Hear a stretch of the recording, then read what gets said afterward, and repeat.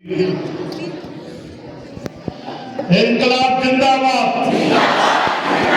इनकलाब जिंदाबाद, जिंदाबाद जिंदाबाद। एक ही नारा, एक ही मांग, समायोजन समायोजन, एक ही नारा, एक ही मांग। समायोजन समायोजन। साथियों, 19 तारीख से जारी स्तूपा धरना स्थल के आंदोलन का आज 24वां दिन। अभी मुझको पता लगा कि एम्बुलेंस में हमारे 2 साथियों को और स्वास्थ्य में गिरावट होने के कारण हॉस्पिटल ले जाया गया है। वो दोनों साथियों के लिए जोरदार ताली बजाएं। और हमारा वीडियो कैमरा में वीडियो नहीं बना रहे, जंगल में मोर नाचा किसने देखा। खैर, कल आप शव यात्रा जो निकाले थे, आप लोगों को लगा होगा कि आप लोगों का सबका गला गली है और मेरा गला मोहल्ला है। अकेले ही इतना चिल्ला रहा था और निसंदेह आपका धन्यवाद के पात्र है। हमारी बेटियां भी, छोटे बच्चे भी उस शव यात्रा में शामिल हुए। मैं तो डर रहा था गांव वाले लोग विरोध मत करें, छत्तीसगढ़ में ठुआ टोटका बड़ मानते, ये हमारे गांव का लाश उस लेकर आ गई, इसी की नाराज मत हो जाए। लेकिन तूता के गांव के नागरिकों को भी धन्यवाद, उन्होंने सहयोग किया।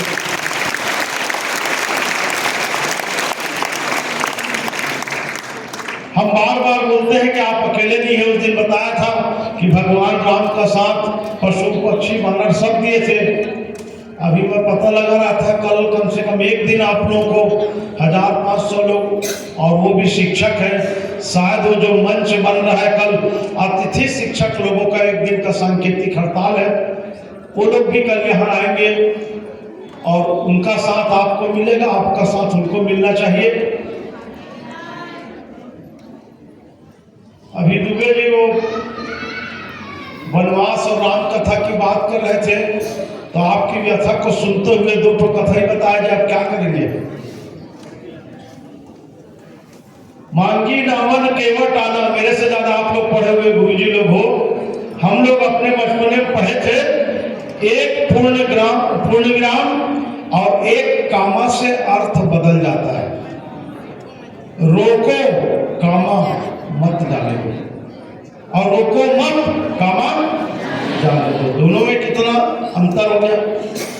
तो भगवान राम पहुंचे तो बोले मांगी नावन केवट आना, तो उसमें भी काम है, मांगी नावन कामा केवट आना, और मांगी नाव कामा न केवट आना। एक तो यह है कि भगवान राम को देख करके बड़ा खुश हो गए केवट और नाव लेके आने लगे, और दूसरा बोले नहीं महाराज, कहीं तुम्हार मरम में जाना, आपके पैर में ऐसा क्या जादू है, पत्थर से नारी बन जाती है और नारी से पत्थर बन जाते हैं। अरे मेरा तो लकड़ी का नाव है, आप चढ़ोगे तो नाव कहीं डूब गया, मैं तो भूखे मर जाऊंगा। तो वो पैर वैर धोए, सब कथा जानते हो उसको। इस कथा को कल परसों बोल लेंगे, इसके बाद वाली कथा को बोलता हूँ, जो मेरा भाव है कि कल शिक्षक लोग बैठने वाले हैं। तो जब नाव से उतरे तो भगवान राम केवट को बोले कि मेरे को नाव उतराई क्या दो, पैसा कौड़ी तो उस समय चलता नहीं था। तो माता सीता एक अंगूठी पहनी थी, उस अंगूठी को निकाल करके केवट को देने लगे भगवान राम। तो केवट अपने आप को राम और सीता का पुत्र समझ रहा था। एक पुत्र चाहेगा उसके माँ का श्रृंगार, उसके माँ का अंगूठी ये उतरे। बोले क्या कर रहे हो महाराज? बोले देखो मैं कोई उतराई नहीं लूंगा। एक मोची दूसरे मोची के जूते का पालिश करता है तो पैसा नहीं लेता। एक पंडित दूसरे पंडित के घर कथा बांटने जाएगा, दक्षिणा नहीं लेता। एक धोबी दूसरे धोबी का कपड़ा धोता है तो उसका पैसा नहीं लेता। महाराज मेरा और आपका काम तो एक ही है। आप इस भाव सागर से पार लगाते हो, मैं इस नदी से पार लगाया हूं, तो मैं आपसे कोई दक्षिणा नहीं लूंगा। बस ये किसी दिन आपके पार में मैं आ गया तो मुझको भी भाव सागर से पार लगा देना। और भगवान राम ने भाव सागर से पार लगाया था। वो तो नाव में बैठा था, भगवान वापस आए तो उसको पुष्पक विमान में बैठा के ले गए, बड़े जगह में ले गए। तो एक शिक्षक दूसरे शिक्षक का साथ देगा, मेरा कहने का मतलब यह है, और देना चाहिए। और अब हंसाऊं थोड़ा, बच्चे लोग टेंशन में दिख रहे, मजा नहीं आ रहा है। एक बार क्या हुआ, एक 80 साल का बुढ़ा एकदम सीरियस हो गया, 108 102 संजीवनी माता फोन किए, उसको हॉस्पिटल में लेके गए। जैसे ही स्टेशन में उतारे, बिल्कुल लास्ट स्टेज, अब वो बुढ़ा को जैसे ही स्टेशन में एक नर्स ने थोड़ा नाड़ी नापने के लिए पकड़ा है, जवान लड़की, वो साला मरने वाला था, एकदम आंख खोल के देखने लगा। थोड़े देर बाद वो लड़की उसका बीपी टेस्ट करने के लिए उसका हाथ पकड़ के बीपी टेस्ट की, 80 साल का डोकरा 60 साल का हो गया। अब डॉक्टर साहब आए, डॉक्टर साहब बोले क्या है, बोले इसके शर्ट को उठाओ। वो नर्स बेटी जो है उसके शर्ट को भी उठाई, डोकरा उठ के बैठ गया, एकदम ठीक हो गया। उसके बाद वो डोकरा इतना जवान हो गया कि धीरे से नर्स को आंख मार दी। तो एक शायर ने लिखा, अभी आपसे जुड़ेगा, एक शायर ने लिखा, स्ट्रेचर पर पड़े थे, नर्स को देखा तो चल गई, नर्स को कुछ नहीं हुआ, डॉक्टर को खल गई। वो डॉक्टर नाराज हो गया, सब नर्स के द्वारा। हमारा समायोजन होगा, इसमें भी कुछ लोगों को खल रहा है, कुछ को तकलीफ और पीड़ा है। जिसको उस दिन मैंने मेंढक वाला बताया था कि हमको अपनों ने डुबाया है, गैरों में क्या दम था, हमारी किस्ती वही डूबी जहां पानी। आप लोग सब पढ़े लिखे हो, क्या समझाए हमको कि आज जैसे कोई गुरुजी ने सिखाया पढ़ाया तभी हम बोलने लायक हो गए। डॉक्टर लोग बोलते हैं किसी को हार्ट अटैक आए, एक छोटा सा कैप्सूल रखेगा और जीभ में दबा लेना, चावना ले तो आधा एक घंटा सुरक्षित करता है। आजकल के डॉक्टर लोग, पहले बोलते थे वो पेशेंट को मत बताओ, आजकल डॉक्टर लोग मेंटली प्रिपेयर करते हैं, किसी को कैंसर है तो घर वाले को हटा के उस पेशेंट में बताते हैं, देखो भाई ये फर्स्ट स्टेज है, लेकिन आपको कैंसर है, संघर्ष करना पड़ेगा। वैसे पहले दिन बोला था नारियल पकड़ा दिए, माला पहना दिए, मैंने बलि का बकरा बना के टीका तो लगा दियो, हमारा भी इज्जत आपके साथ दांव में लगा हुआ है। आपके ऊपर दो बड़ा खतरा मंडराने वाला है, जो सरकार उसको उपयोग करेगी, जिसको बार बार हम बोल रहे हैं। संभवतः 15 तारीख को नगरीय निकाय चुनाव की घोषणा होगी और आचार संहिता लगेगी। ठीक, आप बोलोगे आचार संहिता छत्तीसगढ़ में केवल 2 के लिए लागू होता है, एक जो चुनाव लड़ेगा उसके लिए और दूसरा जो मतदान करेगा उसके लिए। हमने तो चुनाव आयोग को पहले ही लिख के दे दिया, लोकतंत्र की ऐसी की तैसी, हमारे बीएड के शिक्षक वोट नहीं देंगे। तो कहा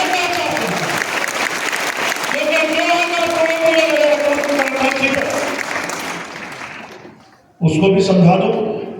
मेरी सिस्टर को कैंसर था तो लोग मिलने के लिए आते थे, तो एक तरीका होता है किसी पेशेंट के पास जाओ, अरे कुछ नहीं, देखो युवराज कैसा कैंसर के बाद क्रिकेट मैच खेल रहा है, शतक बना रहा, ऐसा हिम्मत बंधाना चाहिए।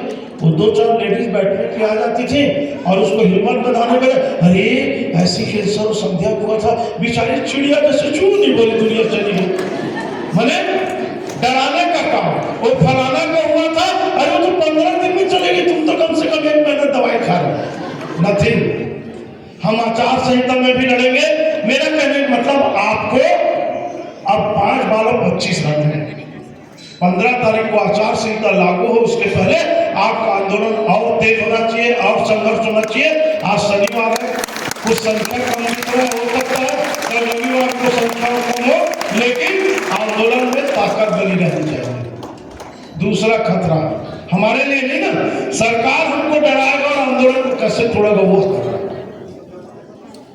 ये कोरोना टाइप का एक और क्या वायरस आ रहा है, HMPV। छत्तीसगढ़ सरकार ने एक निर्देश जारी कर दिया है हेल्थ डिपार्टमेंट ने कि कोरोना का जो पुराना निर्देश था उसको पालन करें, मैंने 3 फीट दूर में रहे, सैनिटाइजर करें, मास्क। अरे मैं मास्क को लगा लूंगा, भाषण कैसे दूंगा, मैं मास्क को लगा लूंगा, नारा कैसे, मेरे को मरना है सारा, नहीं लगाऊंगा मास्क, मैं नहीं करूंगा सैनिटाइजर, जब तक बीएड के हमारे सहायक शिक्षक लोगों को आप रिक्त पद में समाजित नहीं करें। वैसे ही मरना है इतिहास लिखा जाएगा, मेरी साधना का शेष रहना चाहिए, मैं रहूं या न रहूं, मेरा देश रहना चाहिए, इतिहास का।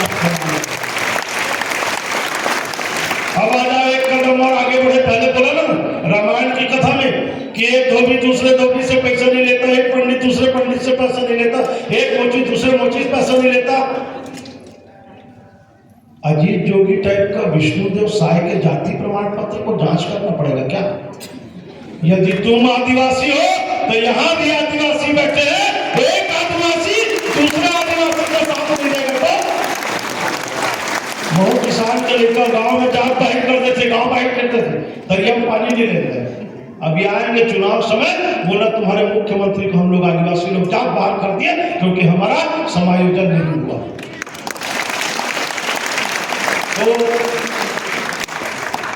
5 बज रहे हैं, समय सीमा है। जो लोग बीमार हो रहे हैं, हॉस्पिटल जा रहे हैं, समाचार पत्र वालों के खिलाफ में नहीं बोल सकते पर, लेकिन थोड़ा मन में पीड़ा जरूर होती है कि नांदिया महिला लोग का बड़ा बड़ा फोटो छपता है और हम लोग जो वास्तविक में संघर्ष कर रहे हैं। मैंने समाचार पत्र में स्टेटमेंट भेजा था, एक वेब न्यूज़ ने देशबंधु वाला छापा था, उसको मैं डाला कि यहाँ भी छत्तीसगढ़ सरकार और स्वास्थ्य विभाग हमारे साथ में गद्दारी और बेईमानी कर रही है, केवल जुरिडिक्शन का झगड़ा। आपको बता दूं, कोई कोटा में ट्रेन में कट के जवान लड़का लड़की मर जाते, 2 घंटा पुलिस वाले बोलते ये कोटा थाना में आता है क्या? नहीं, आजाद चौक थाने में आता है, उसी 2 घंटा लाश पे रह जाता है। आप लोग बीमार पड़ रहे हो, आपको कहाँ ले जाना चाहिए?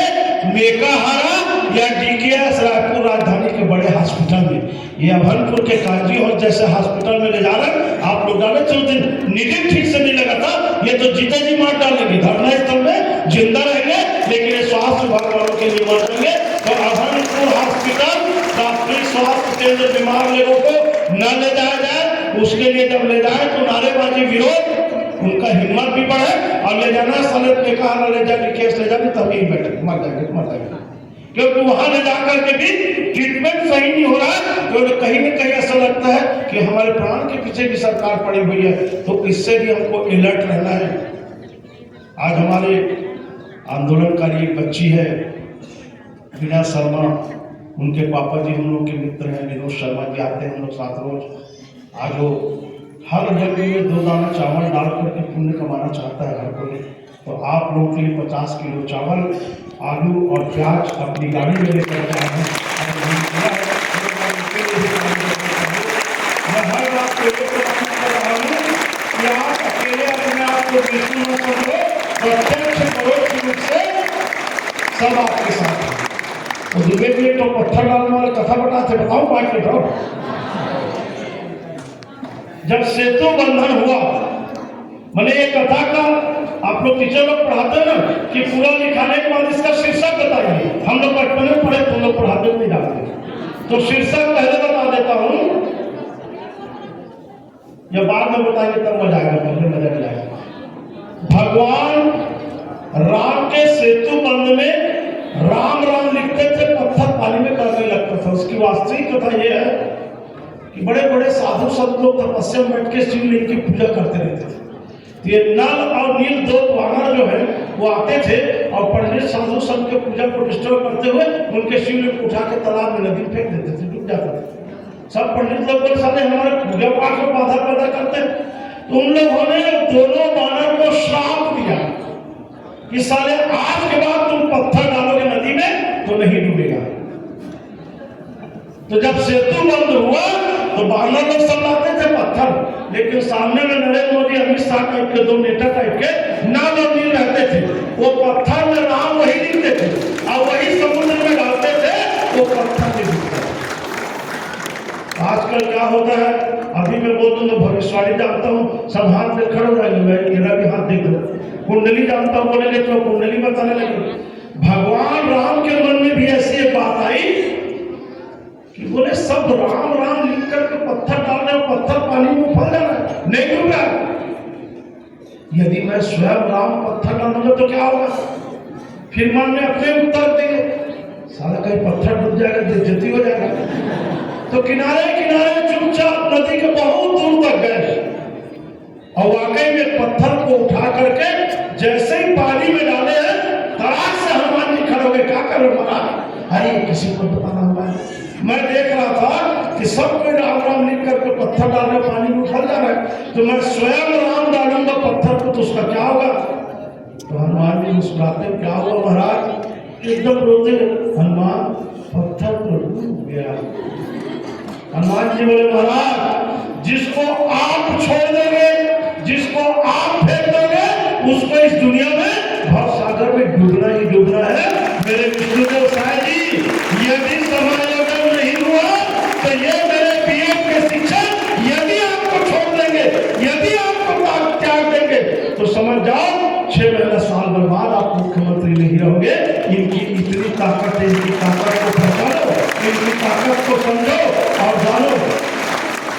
तो इस कथा का अभेद बताता हूं कि कभी कभी साधु संतों का श्राप वरदान बन जाता है। जिस नर को श्राप मिला था कि पत्थर में पानी नहीं डूबेगा, वो वरदान बन करके सीता को ढूंढने के लिए समुद्र के ऊपर पूरा पुल बनकर चले गए।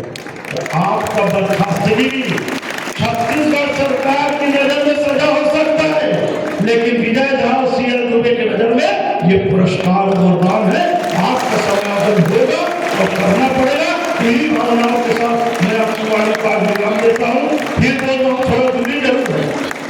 कभी कभी होता है ना, हम दूर हैं लेकिन दिल से बहुत पास है। 24 घंटा मैं 2 बजे 1 बजे रात तक व्हाट्सएप पे डालते रहता हूँ, देखते रहता हूँ कि आप लोगों का क्या हो रहा है। कुछ नेता लोगों से भी बात करते रहता हूँ। जिससे बात करोगे ना, ये सारा भारत में पार्टी डिसिप्लिन शब्द इतना बेकार है कि जो जिंदगी में कोई डिसिप्लिन का पालन नहीं करता, वो पार्टी डिसिप्लिन का पालन करता है। यदि उनका नेता बोल रहे कि तेरे बाप का नाम रामलाल नहीं, तेरा बाप है श्यामलाल, तो हाथ करके मुंडी छिड़ाएगा।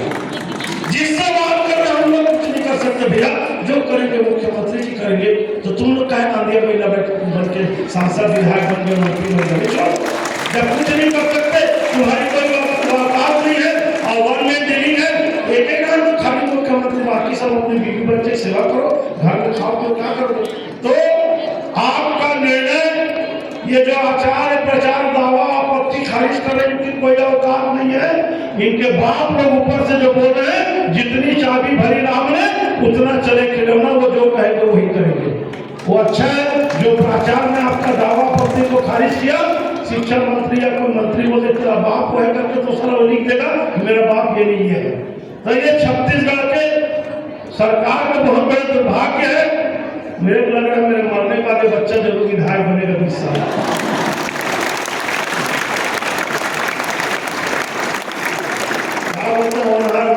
बलवान के हो चिकने पार होते हैं ना, वो बच्चा दिख रहा है, भाषण सुन रहा, लग रहा है कि मैं भी भाषण देगा जरूर। तो साथियों, मुख्यमंत्री जी को संवेदनशीलता दिखाना चाहिए। और आपको बता दूं, बहुत अंदर की बात है, जो 30 लोग गिरफ्तार हुए ना, उस दिन मुख्यमंत्री जी रायपुर में नहीं थे, जसपुर रायगढ़ से कहीं गए थे, तो या दिल्ली गए थे। तो अधिकारियों ने गिरफ्तार तो कर लिया, अब इसको क्या करें? तो कोई एफआईआर दर्ज नहीं की। 151 में चुपचाप अपने गार्ड फादर के फोन का इंतजार कर रहे थे कि भैया इसको आगे हम क्या करें। वो बोला, साले तो कमला सरकार जैसे हमारे भाजपा को डुबा लोगे, तुरंत सबको रिहा करो। जिस अधिकारी ने कहा 72 घंटे तक रिहाई नहीं होगी, साहब शाम को 6 बजे कलेक्ट्रेट में हम लोग कौन मेरे साथ मिले थे, जाओ भैया छुट्टी। मैंने उस अधिकारी से मजाक किया,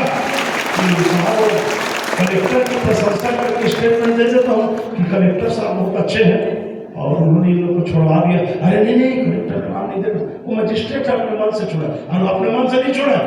बाद में मेरे को दूसरा अधिकारी अकेले बोलता है, यदि आप ये बोल देते कि कलेक्टर बहुत अच्छा आदमी है, 30 लोग को छोड़ दिया, तो पता लगता कलेक्टर का बस्तर ट्रांसफर हो गया। बड़ाई होना तो केवल मुख्यमंत्री का बड़ाई होना चाहिए, भाजपा का बड़ाई होना चाहिए। कोई अधिकारी कुछ नहीं है, जितनी चाबी भरी राम ने उतना चले खिलौना ही है। ये प्रमाणित होता है साथियों। तो आप सबका सफल, कल की समय आपको बहुत सफल। इतना चिल्लाए हो पहले बता दिया। अब घर में क्या घर वाली नाराज, कोई चीज से खतरा रहता है जीवन में, भाई दूसरा मोबाइल, पूरा जूता धूल धूल, पेंट शर्ट धूल धूल। अरे आप कहाँ गए थे? कहा बताओ, वो सारा यात्रा के वो गांव में जितना हम लोग चले हैं वो दूर से सबका कपड़ा कल पक्का, जूता चप्पल गंदा हुआ होगा। तो ये भी हमारा सौभाग्य है कि इस जूता का माटी हमारे शरीर में आया, जहां हम बैठे और आंदोलन कर रहे हैं। निश्चित रूप से हमारी विजय होगी। कल के शव यात्रा का बहुत बहुत धन्यवाद। जो हॉस्पिटल में अभी भर्ती हुए हैं उनके लिए 2 लाख पानी।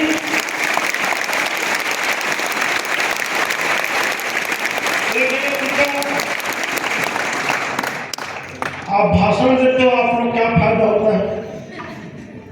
मैं कहा फोकट के पंडित बिना दक्षिणा के भाषण। लेकिन आपको कुछ चाहिए तो मैं को जो चाहिए वो दे नहीं सकोगे। तो बोले क्या? मतलब कुछ मत देना बेटा, आप हमारे परिवार के बच्चे हो, आपकी जिंदगी बन जाए, इससे बड़ा हमारा क्या उद्देश्य है? एक विधायक सांसद के लिए चाहते हैं कि लोगों के कल्याण। अब क्या मन रहा हो मुझे सबको बता देता हूँ। जिस दिन मरोगे उस दिन शव यात्रा में आ जाओगे तो लगेगा और 3000 लोग थे पापी लोगों के शव यात्रा में, तो हमारे में 3500 तो होने चाहिए। हमारा जीवन इसी में खत्म हो जाएगा। और कुछ नहीं चाहिए। मंदिर में जाते हैं पापी यात्रा में नहीं मांगूंगी भगवान दौलत ना चांदी ना सोना, मैं तो मांगू एक छोटा सा कोना माता जी के हृदय में, एक छोटा सा जगह हमारे लिए बन जाए। वैसे आप लोग जब नौकरी करोगे, किसी दिन आप प्राचार्य रहोगे, हेडमास्टर रहोगे, या हो सकता है आप भी सचिव स्कूल शिक्षा रहोगे, उस दिन तक जिंदा रह गए और हम गए, आप पहचान लोगे, वही हमारी सबसे बड़ी संपत्ति। अभी मैं मेरे पड़ोसी भक्ति के हॉस्पिटल में तो मैं वहाँ गया तो मुझे बुलाया ना हॉस्पिटल, वहाँ मेरा नाती बने, मेरे सभी भांजी का लड़का डॉक्टर है। तो उसके बारे में बात किया क्या कैसे करके, वो डॉक्टर से मैं बात ही कर रहा था। वो तुरंत एक आदमी आया, मास्क लगा, वो लड़का मेरे को प्रणाम किया। वो बोलते नाना जी आप इसको पहचानते हो? मैं कहा नहीं नहीं पहचान। वो बोलने लगा महाराज हमारे आंदोलन में आप रोज आते थे, मैं 108 102 संजीवनी महतारी वाला हूँ, आप हर बार हमारा भाषण में अच्छा 18 जी साथ रहते थे। हाँ बेटा माफ करना, मैं आपको नहीं पहचान सकता, हमारी मजबूरी है, इतने से आप टीचर बन जाओगे और आप स्कूल में जाएंगे, आप बोलोगे आप मेरे पहचाने, कहाँ पहचानोगे? आप लोग मेरे को पहचानोगे, मैं आपको हो सकता है ना पहचानूं, तो केवल क्षमा मांगूंगा, यही सीएम विजय था, यही उनका ऐसे उनकी संपत्ति है। और इसी के लिए तो नेता लोग, हम लोग तो ऐसे नेता लोग साथ में रहे कि दौरा में जा रहे हैं तो अपने जेब से 500 रुपये निकालता था, फूल चौक में माला खरीदता था, क्यों नहीं? और भिलाई जाए तो चौक में रुक कर उसी माला उसी पहनाते थे, जिंदाबाद मुर्दाबाद बोलते, फिर गाड़ी रख लेते थे, दूर पहुंचे थे, फिर वही माला चलता था। ये राजनीति में सबसे बड़ा साथियों, उसका नाम ही राजनीति है। आप सबको बहुत धन्यवाद। फिर दादा बोलने की आदत रखी है। अच्छा वकील का नाम ये अधिवक्ता, मैंने अधिक बोलने वाला वकील, तो मैं ज्यादा बोलते हूँ। आप सबको धन्यवाद। एक बार जोरदार आज के सफल आंदोलन के साथ